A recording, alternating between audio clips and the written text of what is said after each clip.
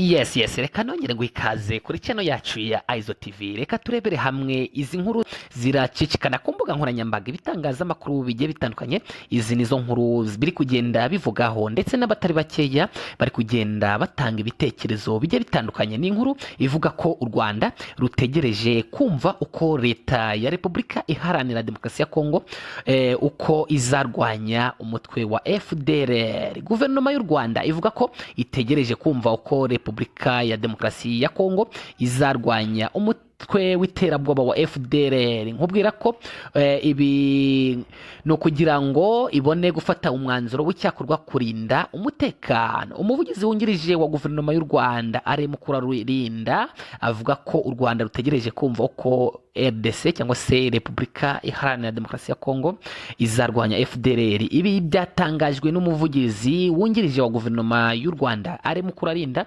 nyuma y'uko Minisitiri wa Repubulika Iharanira Demokarasi ya Kongo ushinzwe itangazamakuru ni Patrick Muyaya aho yavugiye kuri televiziyo y'Abafaransa France 24 kuwa 10 Nzeri 2024 ko Kongo n'u Rwanda bimaze kwemeranywa kurwanya FDLR no gucyura ingabo z'u Rwanda. Muyaya avuga ko habayeho guhura kw'impande zombi imbere ya Perezida wa Angola João Lourenço wa Angola, bemeranywa kurwanya no kuburizamo cyangwa se neutralize FDLR. Muyaya yagize ati ndatekereza ko ku itariki 14 Nzeri 2024 hazabaho inama ihuje za Minisiteri z'ububanyi n'amahanga z'u Rwanda na Kongo igamije gusesengura raporo yakozwe n'impuguke z'ibihugu byombi. Yagize ati ntekereza ko turi mu nzira nziza yatuma tugera ku mahoro, kandi dukeka ko uruhande rw'u Rwanda rutubahirije ibyaganiriweho kuva kera. Ubu noneho rwahitamo amahoro, kandi noneho ubu dushobora kuganira ku iterambere ry'agace k'uburasirazuba bwa Kongo hamwe no gutanga ibisubizo ku bibazo by'abanyekongo. Ku rundi ruhande, umuvugizi wungirije wa guverinoma y'u Rwanda avuga ko leta ya Kongo ariyo ifite inshingano zo kuburizamo FDLR. Yagize ati bavuze ko aribo bazatanga gahunda y'uburyo bazayiburizamo. Bashobora kuvuga ko bayirwanya ku giti cyabo cyangwa gufatanya n'u Rwanda cyangwa gufatanya n'ingabo za Afurika y'Iburasirazuba EAC. Mukurarinda akomeza agira ati twaba dutegereje kugira ngo bazabanze bagaragaze ngo FDLR tuzayirangiza cyangwa se neutralize gutya, kuko barabyemeye. Dushobora no gutungurwa batubwiye ko bashaka gufatanya na guverinoma y'u Rwanda aho baba badushize igorora.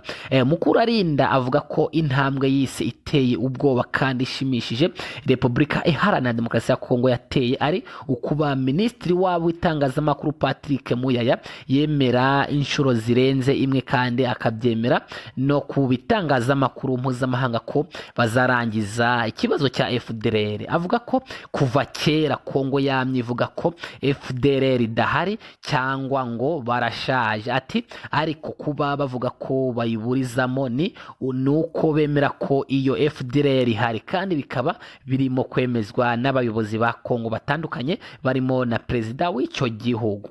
Ngayo nguko ni birimo bigenda binyuzwa ku mbuga nkoranyambaga cyangwa se abantu bagiye batandukanye bari kugenda batanga ibitekerezo ku nkuru nk'izi ngizi. Nkubwira ko iyi channel yacu ya Aizo yibanda ku ma breaking news, ni inkuru ziba ziri gutrendinga ku mbuga nkoranyambaga, cyangwa se ni inkuru ziba twavuga ko ari inkuru zako kanya, ni inkuru ziba zigezweho. Ubu twari turimo tuvuga ku nkuru u Rwanda rwanditse cyangwa se u Rwanda ku buryo rwavugaga ko rutegereje kumva uko leta ya RDC cyangwa se leta ya Repubulika Iharanira Demokarasi ya Kongo izarwanya umutwe wa FDLR. Ni guverinoma y'u Rwanda ubwo yavugirwaga n'umuvugizi wayo wungirije akaba ari Alain Mukurarinda, ubwo yavugaga ko u Rwanda rutegereje kumva uko leta ya Repubulika Iharanira Demokarasi ya Kongo izarwanya umutwe